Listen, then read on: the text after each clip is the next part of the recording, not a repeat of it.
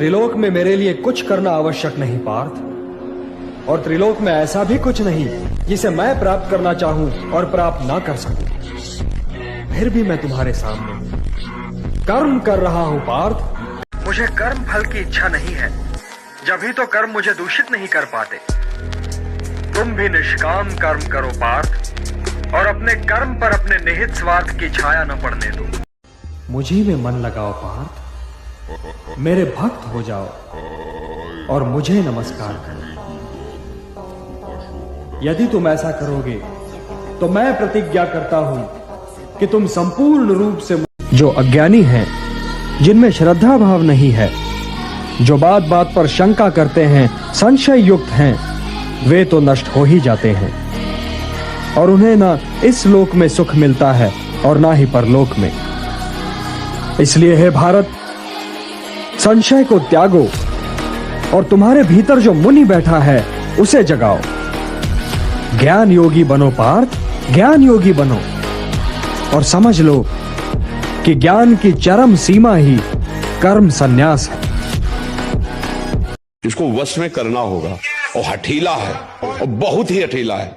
अगर ये ठान लिया कि वो चीज हमें चाहिए, अभी 1000 बार आपके सामने रखेगा वो चीज चाहिए, वो चीज आप कहोगे नहीं, अब इतनी व्यथा पैदा कर देगा। आप सब कुछ कर सकते हैं, मतलब यही सबको भूल है कि ये तो किसी किसी के भाग्य में लिखा होता। कुछ नहीं, तुम जो चाहो अपना भाग्य बदल सकते हो, ये मनुष्य शरीर जो चाहो कर सकते हो। भगवान को जब प्राप्त कर सकते हो तो क्या नहीं बन सकते हो।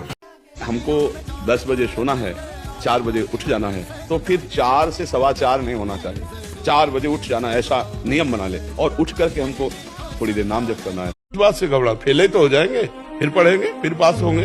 एक ही क्या कि पढ़े लिख करके हमारा जीवन बनेगा।